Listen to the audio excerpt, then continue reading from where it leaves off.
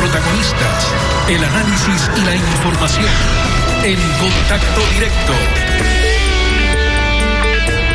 El paro terminó, la violencia se esfumó, pero la crisis económica continúa y aparentemente seguirá buscando soluciones con la Comisión de Diálogo con la Dirigencia Indígena. Esto dijo ayer en Contacto Directo el presidente de la CONAIE, Jaime Vargas. Tenemos una mesa de trabajo con todos los sectores sociales, con la dirección de las Naciones Unidas y de la Conferencia Episcopal, quienes llevarán este proceso en lo cual nos permita trabajar pensando en la realidad económica del país. Y yo creo que hay que buscar mejores estrategias de superar este proceso importante que hemos venido planteando, y pues yo creo que es nuestro deber. No es solamente el deber del movimiento indígena, sino de todos los sectores sociales, ¿no?, para poder buscar mejores estrategias de superar la crisis económica de nuestro querido país. Andrés Páez, buen día, bienvenido a Contacto Directo. Gracias, doctor, buenos días. La grave conmoción interna causada por la supresión del subsidio de los combustibles, la movilización indígena y el asalto masivo a edificios públicos y el comercio en varias ciudades terminó.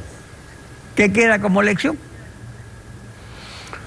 La lección fundamental es que el problema no es la eliminación de los subsidios. El problema es la pobreza. El problema es que una vez más se le endosa a las familias ecuatorianas el costo de la crisis.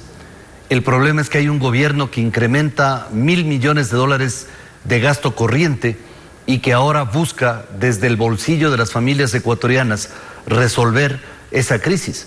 Es cierto que todos tenemos que arrimar el hombro, pero hay que entender que hay una pobreza galopante en el Ecuador y que hay una inmensa cantidad de gente que realmente se ve afectada por el incremento del precio del combustible, desde el campesino que enciende su guadaña con diésel o con gasolina, hasta la persona de clase media que tiene un pequeño negocio y que necesita gasolina para el vehículo que le ayuda en sus actividades laborales.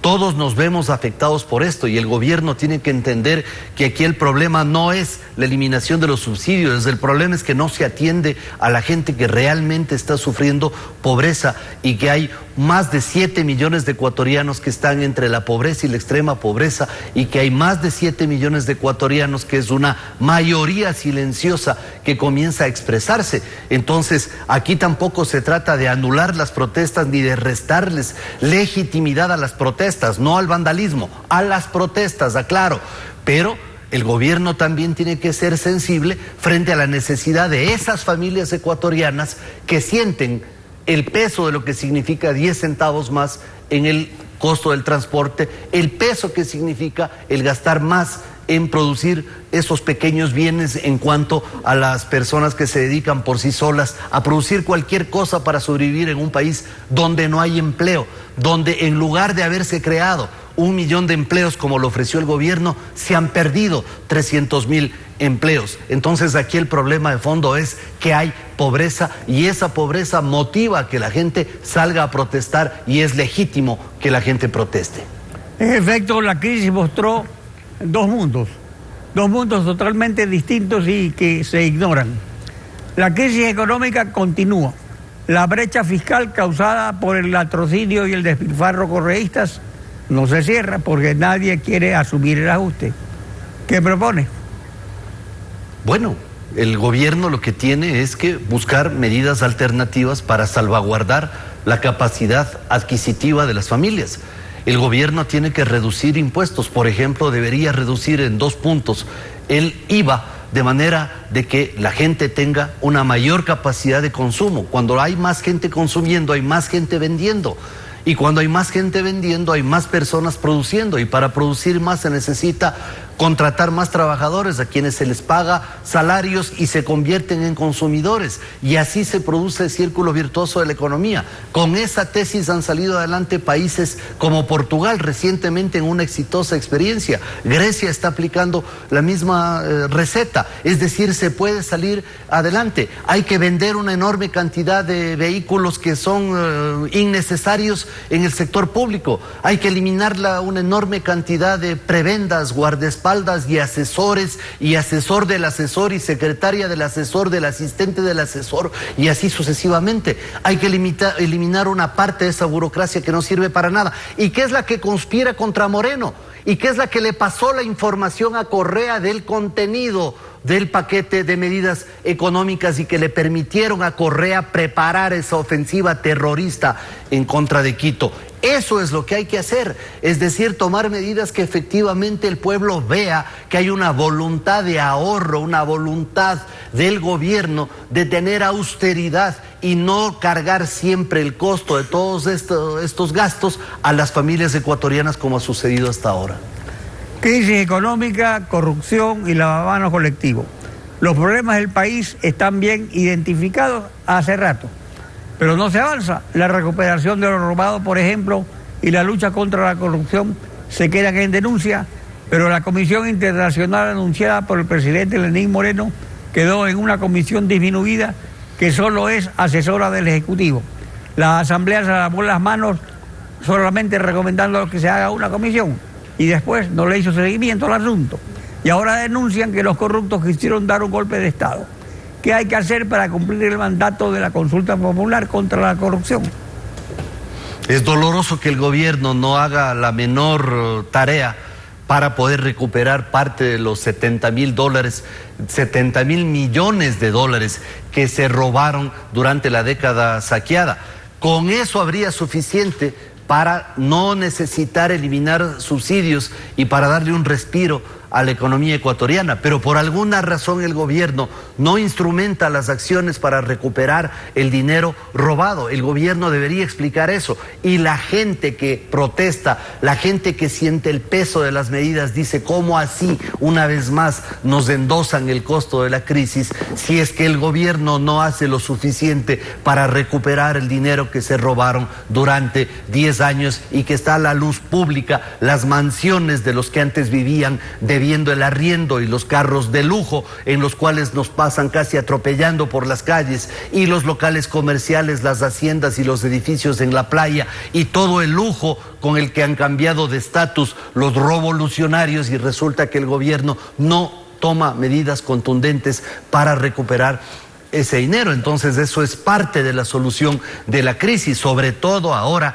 que el gobierno va a necesitar más dinero porque el país ahora enfrenta un escenario que es todavía más complejo, más difícil, que es una ofensiva terrorista como la que Quito tuvo que soportar durante el fin de semana. Yo creo que aquí hay que poner las cosas en claro. Una cosa es los que legítimamente protestaron y otra cosa son los bandoleros, los criminales, zampones, delincuentes financiados por el correísmo que se aprovecharon de esta movilización para hacer saqueos, para quemar edificios públicos, para incendiar un canal de televisión y así sucesivamente. Creo que esa diferencia es importante. Pero aunque se recupere lo robado y se elimine, por ejemplo, a los intermediarios petroleros, el ajuste económico es necesario, pero los empresarios piden eliminación de impuestos, mientras reducir masa salarial se ha convertido en un problema social de desempleo en Quito, que ningún candidato quiere aumentar. Aumentar el IVA no será aprobado en la Asamblea. Seguirse endeudando es fácil, pero solo nos presta el Fondo Monetario. Si no cumplimos con el fondo, solo nos queda China, a cambio de prender el petróleo. Falta un liderazgo comprometido con el país.